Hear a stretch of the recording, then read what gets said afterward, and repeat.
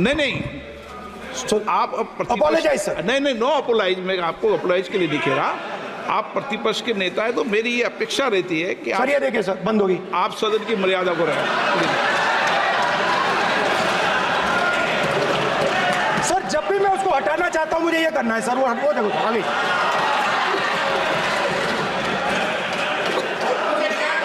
क्या डर रहे हैं सर फोटो से?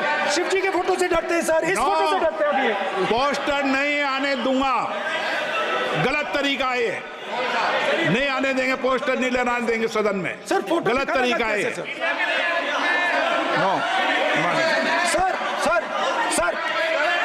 सर फोटो दिखाना गलत नहीं है सर। आपकी परमिशन लेके परमिशन नहीं है आपको। सर, मैं ये फोटो दिखाना चाह रहा हूं। नियम के तहत नहीं सर, मैं समझाना चाह रहा हूं। नियम के तहत परमिशन नहीं है माननीय। अच्छा सर, मैं ये फोटो समझाना चाह रहा हूं सर। इसमें ये जो बजट का जो हलवा है सर, ये बट रहा है। और इस फोटो में सर मुझे एक ओबीसी अफसर नहीं दिख रहा, एक आदिवासी अफसर नहीं दिख रहा, एक दलित अफसर नहीं दिख रहा मुझे। ये हो क्या रहा है सर? सर, देश का हलवा बट रहा है सर, और इसमें 73% का एक है ही नहीं सर। ये आप लोग हलवा खा रहे हो और बाकी देश को हलवा मिल ही नहीं रहा है। ठीक है सर, 20 अफसरों ने बजट को तैयार किया, हमने पता लगाया है। 20 अफसर, शांत हो जाइए प्लीज सर। 20 अफसरों ने, उनके नाम मेरे पास है, अगर आप नाम चाहते मैं दे दूंगा। 20 अफसरों ने हिंदुस्तान का बजट तैयार किया है। मतलब हिंदुस्तान का जो हलवा है 20 लोगों ने बांटने का काम किया है। अब स्पीकर सर, उन 20 लोगों में से 90% लोगों में से 90% लोगों में से सिर्फ 2 हैं, एक माइनॉरिटी और एक ओबीसी। और इस फोटो में एक भी नहीं है। मतलब फोटो में आपने पीछे कर दिया। फोटो में तो आने नहीं दिया आपने। कोई नहीं आ सकता। और मैं चाहता था कि बजट में जाति जनगणना की बात उठे, जो पूरा देश चाहता है। 90% हिंदुस्तान जाति, 95% जाति जनगणना चाहता है। कौन चाहते हैं? दलित चाहते हैं, आदिवासी चाहते हैं, पिछड़ा वर्ग चाहता है, गरीब जनरल कास्ट के लोग चाहते हैं, माइनॉरिटी चाहते हैं, सब चाहते हैं। क्योंकि सब लोगों को यह पता लगाना है कि हमारी भागीदारी कितनी है, हमारी हिस्सेदारी कितनी है। मगर सर, मैं देख रहा हूं सर, सरकार हलवा बांटती जाती है, और बांटता कौन है? वही 2-3% लोग। और बंटता किसको है? वही 2-3% लोग। और बाकी हिंदुस्तान, 90% हिंदुस्तान देख। फाइनेंस मिनिस्टर मुस्कुरा रही हैं। कमाल की बात है। ये हंसने की चीज नहीं है मैडम, ये हंसने की बात नहीं है। ये जाति जनगणना है, ये जाति जनगणना है। इससे देश बदल जाएगा।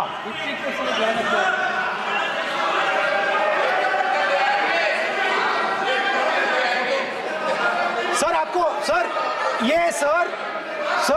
ये जो कमल सर, जो पद्मव्यूह वाले हैं, उसको चक्रव्यूह को पद्मव्यूह भी कहा जाता है सर। जो पद्मव्यूह वाले हैं, इनको गलतफहमी है। ये सोचते हैं कि देश के युवा, देश के पिछड़े लोग अभिमन्यु हैं। देश के पिछड़े लोग अभिमन्यु नहीं है, अर्जुन है।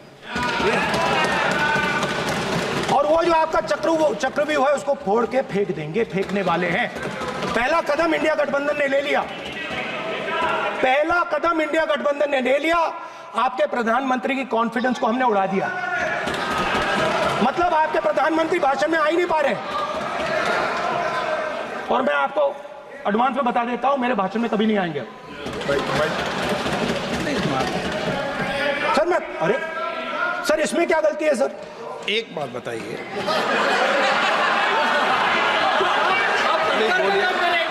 सर तो जो पद्मव्यूह वाले लोग हैं सर, जो कमल फॉर्मेशन वाले लोग हैं, उनको हिंदुस्तान का नेचर नहीं समझ आया।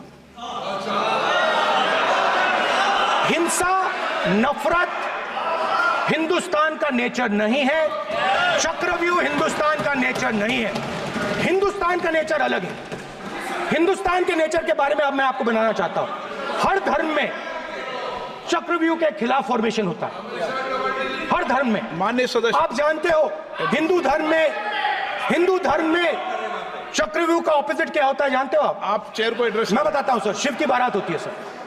शिव की बारात में कोई भी आ सकता है, किसी भी धर्म का कोई भी व्यक्ति आ सकता है, बारात में आ सकता है, नाच सकता है, गा सकता है, अपना सपना देख सकता है।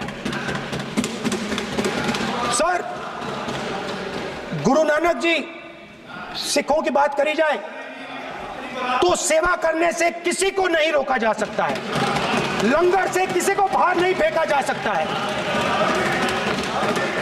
सर, इस्लाम में कोई भी मस्जिद में आ सकता है, चर्च में कोई भी घुस सकता है, संघा में कोई भी आ सकता है सर, मगर इनके चक्रव्यूह में सिर्फ 6 लोग हैं सर।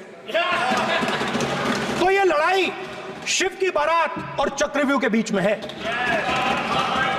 हम चक्रव्यूह तोड़ते हैं, हम चक्रव्यूह तोड़ने का काम करते हैं। मनरेगा, हरी क्रांति, आजादी, कॉन्स्टिट्यूशन, ये चक्रव्यूह को तोड़ने के काम हैं।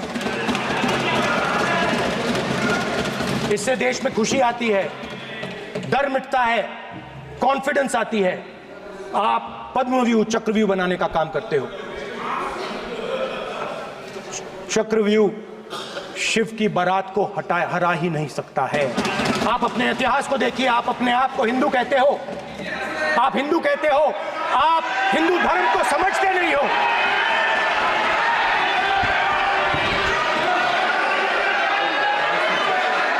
आप चक्रव्यूह बनाने वाले लोग हो। आपका हिंदू बोगस। स्पीकर सर, तो अंत में मैं ये कहना चाहता हूं, अब शांत हो जाए, खत्म कर रहा हूं सर, घबराइए मत, डरो मत।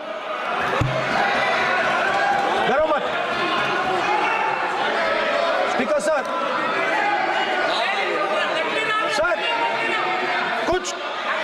कुछ महीने पहले सर, मैं जो आपने चक्रव्यूह, स्पीकर सर, जो चक्रव्यूह बनाए गए हैं, नहीं, कोई अपमान नहीं किया, मैंने कोई अपमान नहीं किया, मैं कर नहीं सकता कभी, जिंदगी भर मरने तक मैं अपमान नहीं कर सकता। क्या बात कर रहे हो आप, क्या बात कर रहे हो सर? तो आपने ये छोटे छोटे चक्रव्यूह बना रखे हैं, मैं इनको समझने की कोशिश करता हूं अपने छोटे से तरीके से। कुछ महीने पहले मैं 6-7 घंटे बढ़इयों के साथ काम किया। वहां विश्वकर्मा जी थे, उनसे मैंने एक सवाल पूछा। मैंने उनसे कहा कि आपको किस चीज से दुख होता है, किस चीज से आपको दर्द होता है? उन्होंने मुझे कहा, राहुल बात सुनिए, आपको समझ आ जाएगी, बात सुनिए, समझिए। सर इंटरप्ट कर रहे हैं सर, अब आप बोलिए,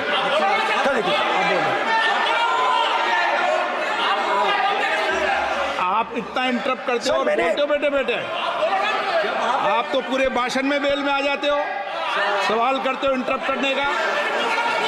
स्पीकर सर, तो मैंने विश्वकर्मा जी से पूछा कि आप यहां सालों से बढ़ाई का काम कर रहे हो,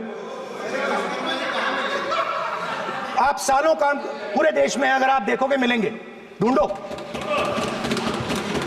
आपको अपने घर में नहीं मिलेंगे, पूरे देश में मिलेंगे, ढूंढो जाके।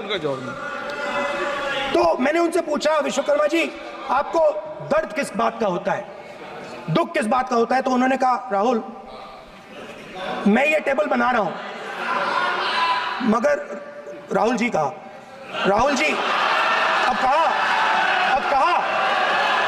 वो मुझे अच्छा नहीं लगा, मगर कहा सच्चाई है। तो उसने कहा, राहुल जी मुझे दुख इस बात का होता है कि मैं ये टेबल बनाता हूं, मगर जिस शोरूम में ये टेबल रखी जाती है उस शोरूम में मैं अंदर जा ही नहीं सकता।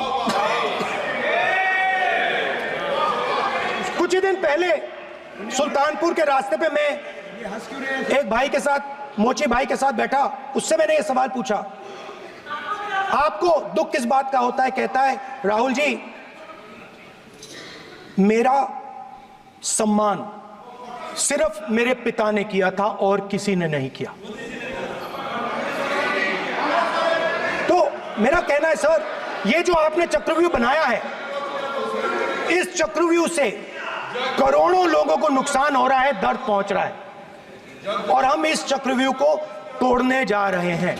और तोड़ने का सबसे बड़ा तरीका जिससे आप लोग डरते हो, कांपते हो, वो है जाति जनगणना। और जैसे मैंने कहा था कि इंडिया गठबंधन गारंटीड लीगल एमएसपी इस सदन में पास करेगी, वैसे ही मैं कह रहा हूं, आपको अच्छा लगे ना लगे, जाति जनगणना इस हाउस में, इस सदन में पास करके हम आपको दिखाएंगे।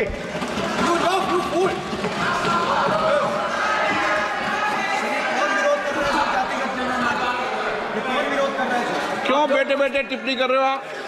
क्यों बैठे बैठे टिप्पणी कर रहे हो? फिर वो टिप्पणी करेंगे। स्पीकर सर, जाति जनगणना से ये जो छोटे छोटे खांचे आपने बनाए हैं, ये जो आपने सिस्टम बनाया है, चक्रव्यूह का सिस्टम बनाया है, ये टूट जाएगा। और इसके लिए हम पूरा दम लगा के, पूरा इंडिया गठबंधन दम लगा के ये काम करेगा। धन्यवाद। जय हिंद।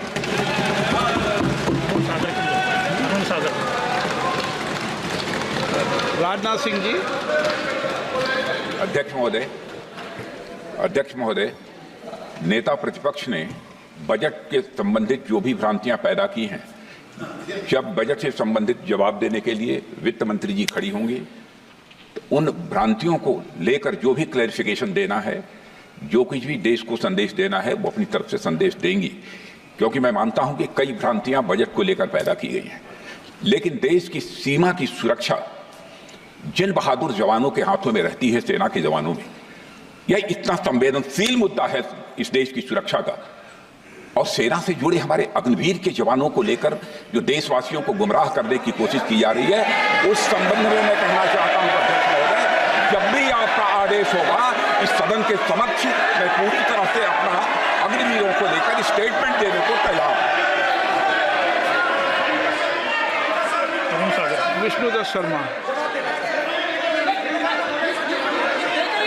हाँ, क्या आपने अपनी बात खत्म कर दी ना? सर जवाब देना सर। आपने कहा सर जवाब देना। आपने ये कहा उन्होंने कुछ नहीं बोला, उन्होंने आपके शब्दों को बोला कि सर, एक मिनट, मेरा नाम लिया सर। हाँ, तो मैं बोलने दूंगा आपको। इंडिकेट किया सर। एक मिनट।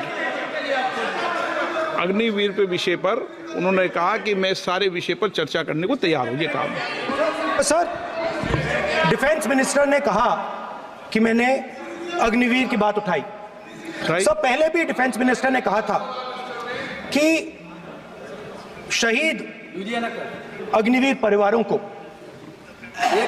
कॉम्पनसेशन दिया गया है, और उन्होंने कहा, हाउस में कहा कि 1 करोड़ रुपया कॉम्पनसेशन दिया गया है, मगर सर वो गलत था। सर, उस शहीद परिवार को इंश्योरेंस दिया गया था, कॉम्पनसेशन नहीं दिया गया था। सर मैं ये कहना चाहता हूं सर, ये सच है सर। और सर, भाषण के एकदम बाद सर कॉम्पनसेशन गया था सर।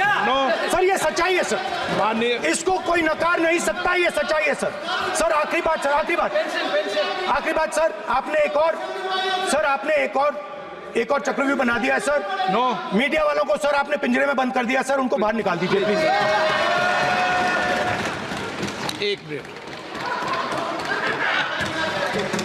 माननीय आप प्रतिपक्ष के नेता हैं, और ये मैं आपसे हंस रहे हैं आप, ये तरीका आपका, आप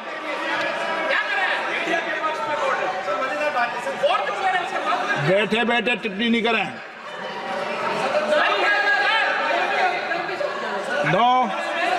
आपने, माननीय प्रतिपक्ष के आप नेता हैं, मैं आपसे ये अपेक्षा करता हूं कि आप नियम प्रक्रिया को पूरा पढ़ ले पहले एक बार। मुझे अच्छा लगेगा आप नियम प्रक्रिया को पढ़ लें। कभी भी सदन के मामले के अंदर कभी भी कोई माननीय सदस्य टिप्पणी नहीं कर सकता ये व्यवस्था अध्यक्ष की होती है, ठीक है ना? ये अध्यक्ष व्यवस्था की। हाँ हाँ बोलिए, आप मुझसे तो बोले ना। एक सेकंड हाँ हाँ एक सर बेचारे, हाँ सर बेचारे, सर मीडिया वाले हैं सर। बेचारे नहीं है वे, बेचारे शब्द मत बोलो उनके लिए। सर नॉन बेचारे मीडिया वाले हैं सर। नो बेचारे नहीं, नॉन बेचारे सर, नॉट बेचारे मीडिया वाले हैं सर। हाँ सर नॉट बेचारे। एक मिनट, आप मैं बैठा हूँ ना, वह आप आसन पे बात कर रहे हो तो आसन को बात करने दो।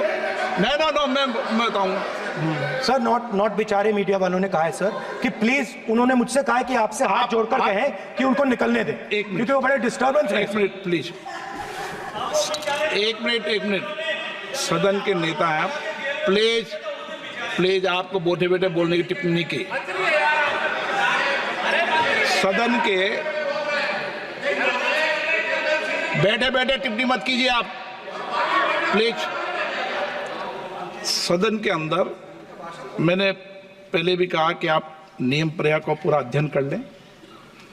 सदन की किसी भी व्यवस्था के मामले के अंदर आप प्रतिपक्ष के नेता हैं, आप मुझे चेंबर में आके मिले, कोई परेशानी हो, किसी को अलाउ नहीं किया हो, कोई बात हो तो हमें बताएं, ठीक है ना?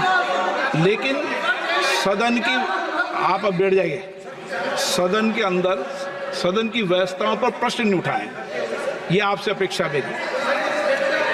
Please no